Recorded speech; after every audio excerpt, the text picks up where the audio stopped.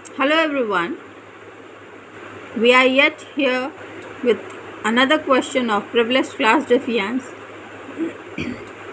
Today we are going to discuss about the various typical forms of deviances. तो आज हम चर्चा करेंगे various typical forms of privilege class deviances के ऊपर. Following are the typical forms of privilege class deviances. तो पहले आप लिस्ट पढ़ लीजिए कि इसमें किस किस प्रकार के deviances हमको स्टडी करने हैं.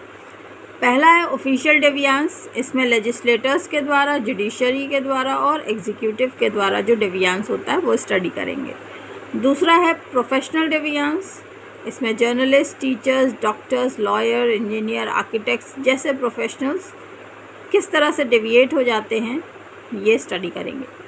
ट्रेड यूनियन डेवियांस, इसमें अर्बन प्रॉपर्टी होल्डर्स के बारे में है. Landlord deviance, police deviance, deviance in electoral process यानी चुनाव में किस तरह से डेवियांस होता है. Deviance due to gender based aggression, sexual harassments law.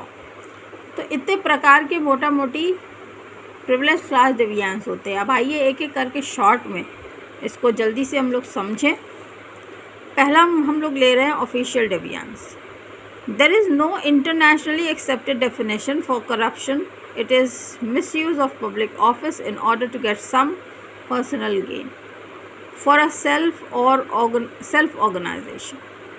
It has three main subdivisions. तो official deviance कोई internationally accepted definition नहीं है हमारे पास स्टैंडर्ड, लेकिन हाँ हम ये इस बात को समझ सकते हैं कि जो भी लोग पब्लिक ऑफिस में बैठे हुए हैं, सरकारी पदों पे बैठे हुए हैं, उनके द्वारा जब अपने नैतिक मूल्यों से दूर जाते हैं, वो डेविएट करते हैं, तभी इस प्रकार का डेवियांस रोल में आता है.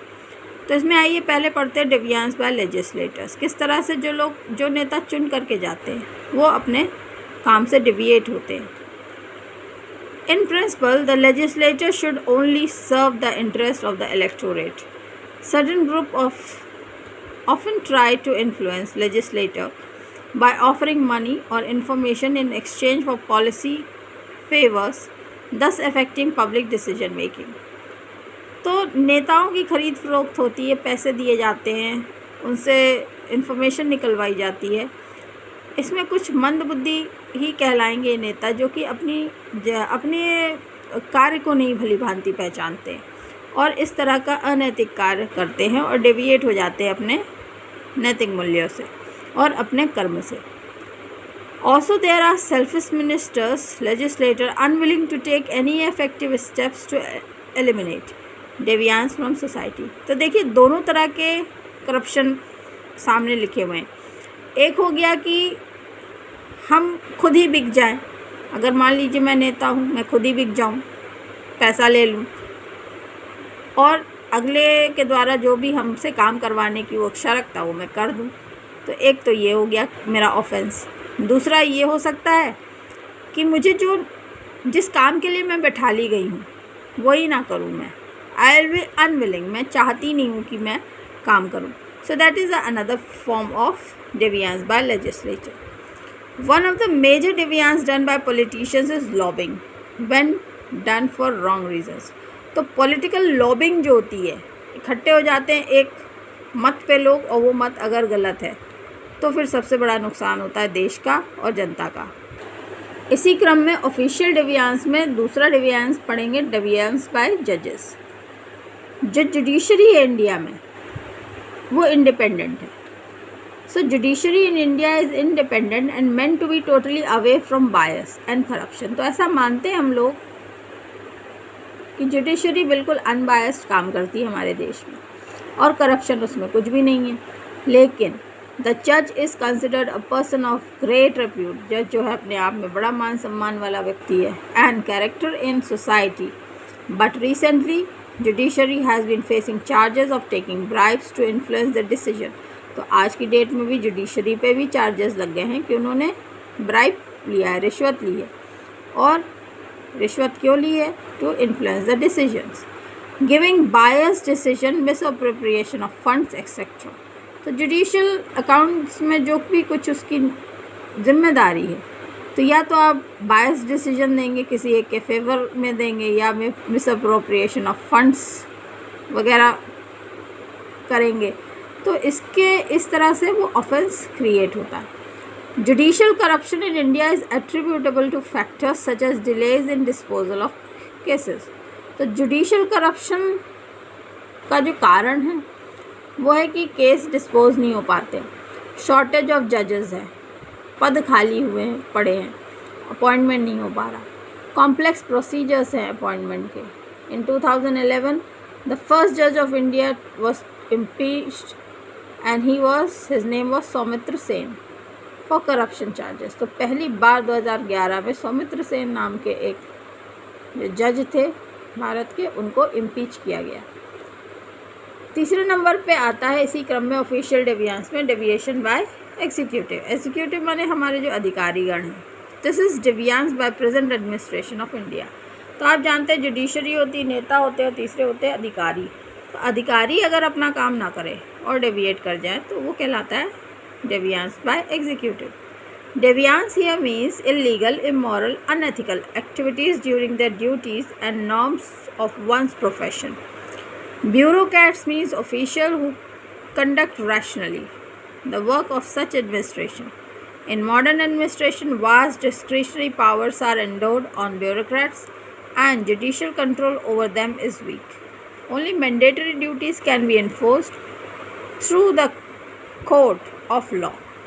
Discretionary duties can not be compelled by the court. तो जो जुडिशरी है वो अधिकारियों को जो उनकी नॉन डिस्क्रिशनरी ड्यूटी होती है, जो अनिवार्य उनकी सेवाएं होती है, उसके लिए तो वो उनको ऑर्डर कर सकता है, इन्फोर्स कर सकता है। लेकिन जो ऑप्शनल होती है, जो डिस्क्रिशनरी होती है, उसके लिए वो जुडिशरी उनको गाइड ऑर्डर नहीं कर सकती, इन्फोर्स नहीं कर सकती। In modern period, bureaucrats misuse their powers against legal code of conduct for discharge of public servant. तो आज की डेट में क्योंकि नेता हर 5 साल में बदलता है, लेकिन अधिकारी 60 साल में रिटायर होता है, तो आप ये मान के चलिए कि जो अधिकारी है वो ज़्यादा जानता है पूरे तंत्र के बारे में बजाय कि वो नए इलेक्टेड नेता। तो जितने भी नेता न्यू लेजिस्लेटर होते हैं उनको इन ब्यूरोक्रेट्स की खासी ज़रूरत रहती है ताकि इनका सबका काम मिला जुला के चल पाए। So therefore this executive are misused by the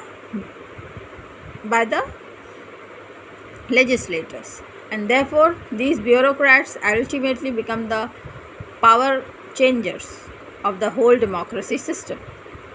और ये खुद कंटेन करते हैं उन लेजिस्लेटर्स को अपने हाथ में, ये उनको चलाते हैं ना कि वो इनको, जबकि होना चाहिए उल्टा।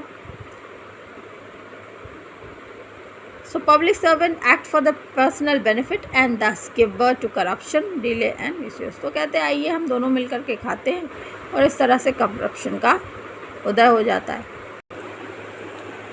अब प्रोफेशनल डेविएंस देख लें क्या क्या हो सकता है। जर्नलिस्ट होते हैं, टीचर्स होते हैं, डॉक्टर्स होते हैं, लॉयर्स, इंजीनियर, आर्किटेक्ट्स, पब्लिशर्स, जितने भी प्रोफेशंस होते हैं उसमें से कुछ एक मुख्य देख रहे हैं हम लोग यहाँ पे। Today the world is of science and technology, industry, commerce etcetera is running today's world. तो आज का युग जो है वो इकोनॉमिक्स रन कर रही है, कॉमर्स रन कर रहा है। Industrial revolution has abruptly changed the entire social, economic, political structure of our society. तो जो इंडस्ट्रियल रेवोल्यूशन हुआ था उसकी वजह से हमारे पूरे समाज का ताना बाना सब, आर्थिक, सामाजिक और पॉलिटिकल सब बदल गया था। Such that the people have abandoned the high culture goals and socially approved technique of achieving them.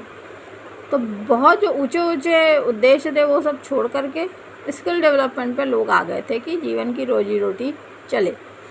Therefore, high ethical standards and moral values were discarded. तो अब इसी चक्कर में